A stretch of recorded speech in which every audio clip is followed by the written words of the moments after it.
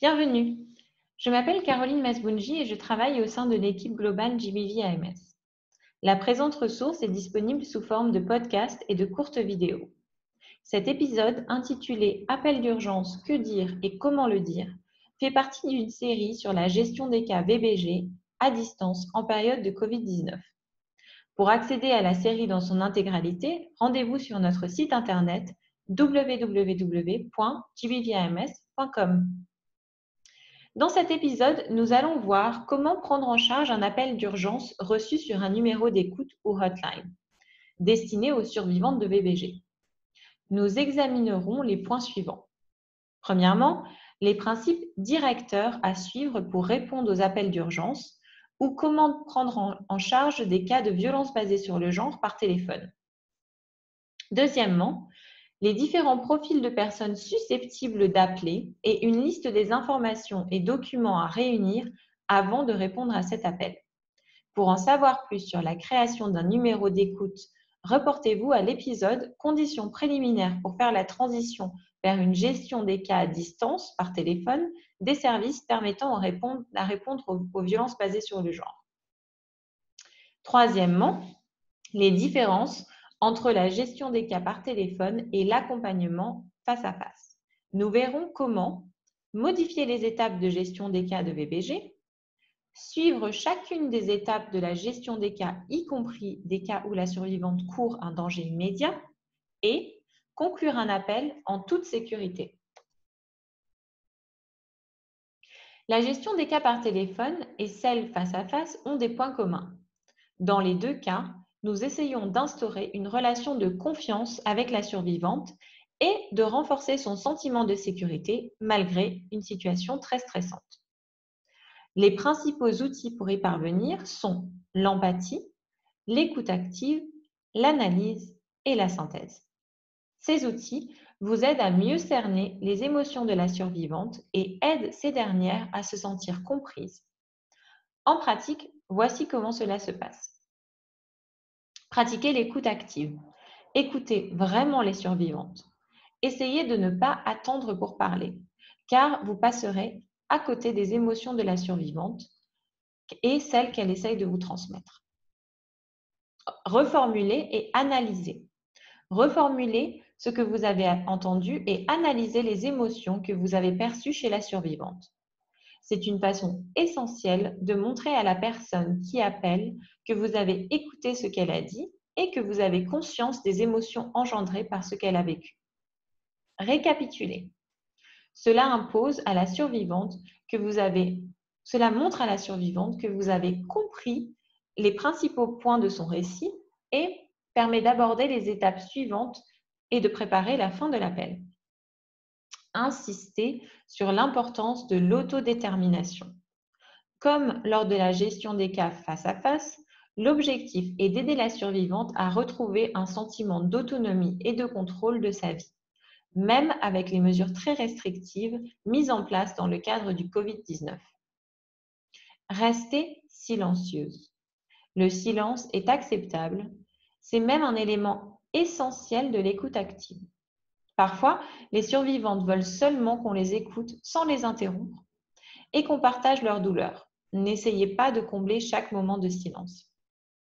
Ces principes directeurs exigent également que vous fassiez preuve des qualités suivantes. Premièrement, respect. Montrez à la survivante que vous la soutenez, reconnaissez son courage et à demander de l'aide. Deuxièmement, la bienveillance. Demander de l'aide est parfois effrayant, intimidant et même dangereux. Faites en sorte que la survivante se sente accueillie et en sécurité. Employez un ton chaleureux, accueillant et calme et des mots simples. Troisièmement, authenticité. La survivante doit avoir le sentiment que vous pensez vraiment ce que vous dites. Quatrièmement, distance. Vous essayez d'établir une relation de soutien bienveillante et professionnelle, mais vous n'êtes pas un ami. Ne partagez pas vos opinions, votre état d'esprit ou vos expériences avec la survivante. Qui vous appellera? Tout d'abord, les survivantes, puis leurs proches, dont la vie est affectée par la relation avec une survivante. Et enfin, d'autres professionnels souhaitant orienter des survivantes vers des services d'aide. Vous pouvez également recevoir ou planifier des appels avec les survivantes que vous souteniez déjà face à face avant le confinement. Que cherchent les personnes qui appellent? Premièrement, lorsqu'une personne appelle un numéro d'écoute ou hotline, elle ne court pas forcément un danger immédiat. Il est possible qu'elle appelle pour obtenir un soutien émotionnel, savoir si elle subit une forme de violence basée sur le genre, obtenir des informations concernant les procédures médicales et juridiques ou les moyens à sa disposition pour s'en sortir, se faire orienter vers d'autres services, etc. Deuxièmement, certaines survivantes qui appellent peuvent courir un danger immédiat et avoir besoin d'un soutien immédiat pour garantir leur sécurité, en plus d'être orientées vers d'autres services. Que devez-vous préparer pour mieux soutenir les survivantes? Premièrement, assurez-vous d'avoir accès à un lieu et à un téléphone privé. Par exemple, un téléphone réservé à la prise en charge des cas de violence basée sur le genre. Deuxièmement, assurez-vous d'avoir un système de référencement mis à jour. Troisièmement, assurez-vous de pouvoir obtenir l'aide des forces de police ou sécurité si la survivante souhaite qu'elles interviennent directement parce que sa propre vie ou celle d'autrui est menacée. Dans certains endroits, les forces de sécurité peuvent être faibles ou absentes. Dans ce cas, il est important de dresser la liste des soutiens possibles et de nouer des partenariats à l'avance lors de la création du service.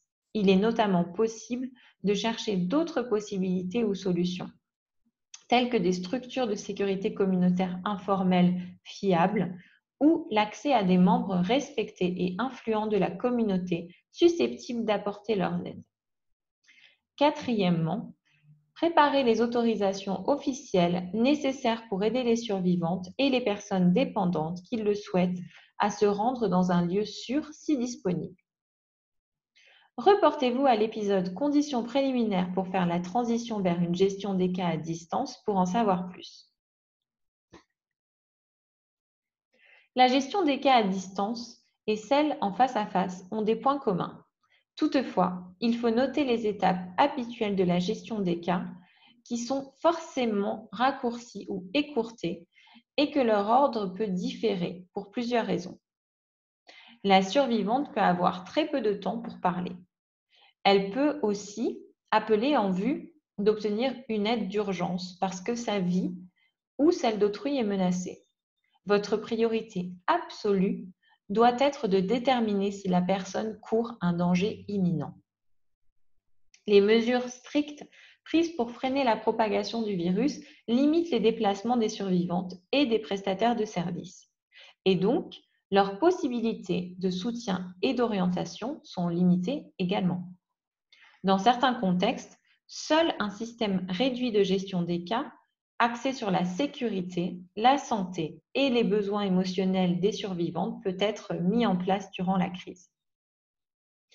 Le schéma met en exergue les différences entre les processus de gestion des cas à distance et le processus standard. Vous remarquerez que l'élaboration du plan d'action et le suivi de la gestion de cas en particulier sont limités. La priorité est accordée à l'évaluation des besoins immédiats, à la planification des mesures de sécurité et à la mise en œuvre des mesures de référencement rapides visant à répondre aux besoins essentiels et immédiats de la survivante.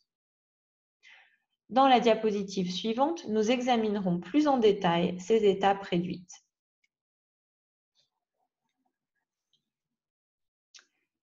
Tout d'abord, brève présentation, 5 minutes maximum. La gestion des cas de violence basée sur le genre commence systématiquement par une présentation de vous et de votre organisation et par l'obtention du consentement éclairé des survivantes. Lors d'une gestion des cas à distance, cette étape doit être beaucoup plus courte car les survivantes ont peu de temps pour parler ou peuvent courir un danger imminent. Nous verrons par la suite quelques formules que vous pouvez employer pour accueillir une survivante.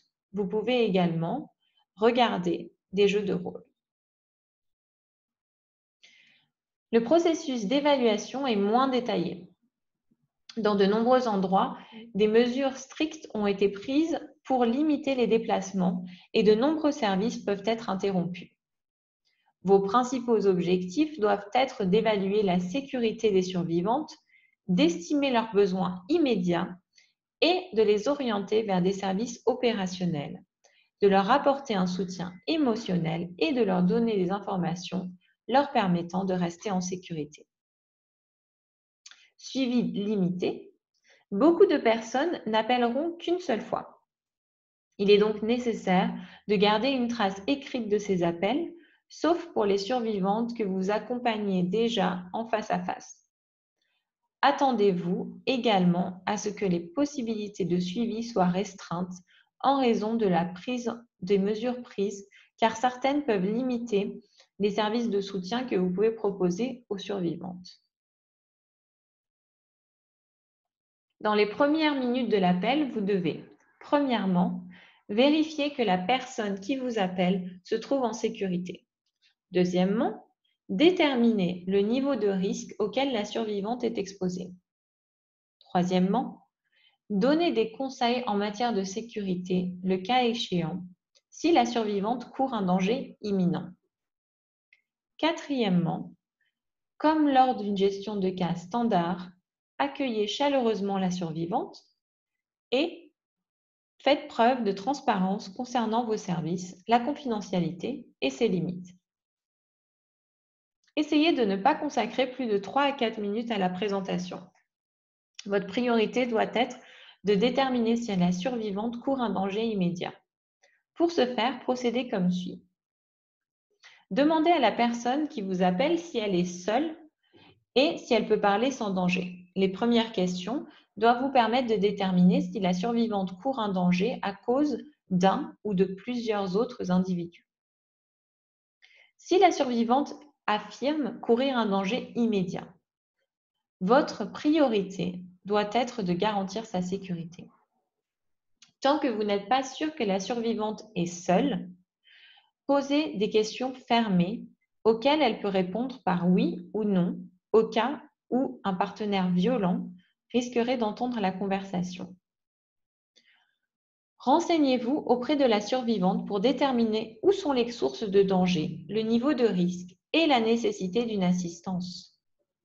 Il convient de noter que bien souvent, les services spécialisés VBG ne pourront pas apporter une aide d'urgence ni compter sur les services de police ou sur la technologie requise pour localiser une survivante en cas de danger immédiat, même lorsque de tels services existent.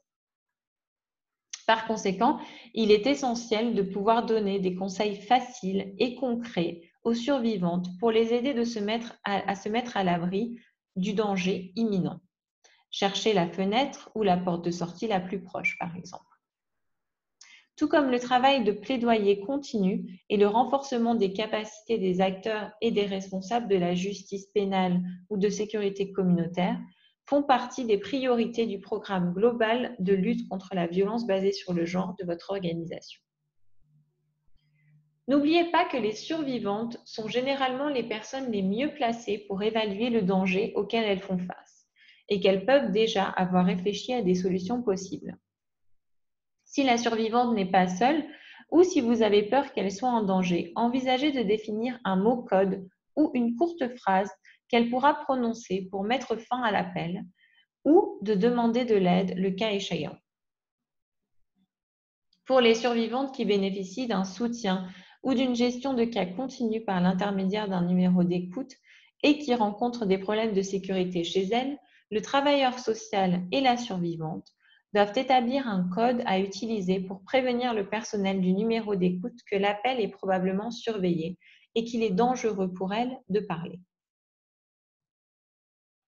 À ce stade, souvenez-vous que vous devez écouter autant que possible sans interrompre la survivante dans son récit. Évaluer quels sont les problèmes de sécurité, quels sont les réseaux accessibles à la survivante et quels sont les services disponibles.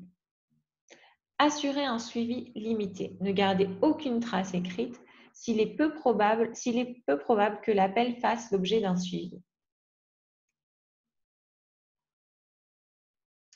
Regardez ou écoutez l'épisode relatif à l'élaboration d'un plan de sécurité pour en savoir plus sur cette composante de la gestion des cas VBG à distance. Cependant, voici les principales étapes à l'élaboration d'un plan de sécurité par téléphone. Premièrement, rappelez à la survivante que c'est elle qui connaît le mieux la situation. Aidez-la à localiser la pièce la plus sûre de son domicile ou au contraire les pièces à éviter comme la cuisine ou toute autre pièce susceptible de contenir des armes ou des objets pouvant être utilisés comme tels. Troisièmement, aidez-la à élaborer un plan avec et pour ses enfants, le cas échéant, en choisissant un mot-code ou un signal indiquant qu'ils doivent partir ou se mettre à l'abri. Quatrièmement, déterminer le système de soutien et les ressources à sa disposition, en particulier dans le cadre des nouvelles mesures de restriction mises en place dans le cadre de la pandémie Covid-19. Elle n'a peut-être pas accès à un système de soutien habituel. Dans ce cas, quel autre moyen sera-t-il possible ou envisageable? Cinquièmement, vérifiez qu'elle a un plan au cas où elle déciderait de partir et assurez-vous qu'elle a bien pesé le pour et le contre. Sixièmement, rappelez-lui de supprimer l'appel ou l'historique de conversation sur son téléphone. Les auteurs de violences, en particulier de violences au sein du couple, sont susceptibles de surveiller le téléphone des survivantes.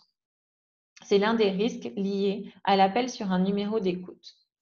Septièmement, les auteurs de violences au sein du couple sont susceptibles de contrôler non seulement l'utilisation du téléphone, mais aussi la fréquence des appels. Si plusieurs employés sont affectés au numéro d'écoute, le même code peut être utilisé par toutes les survivantes pour indiquer qu'elles doivent cesser de parler de violence à laquelle elles font face, ou changer de sujet, puis conclure rapidement l'appel. Reportez-vous à l'épisode concernant la mise à jour des systèmes de référencement. Cependant, voici les principaux points à retenir.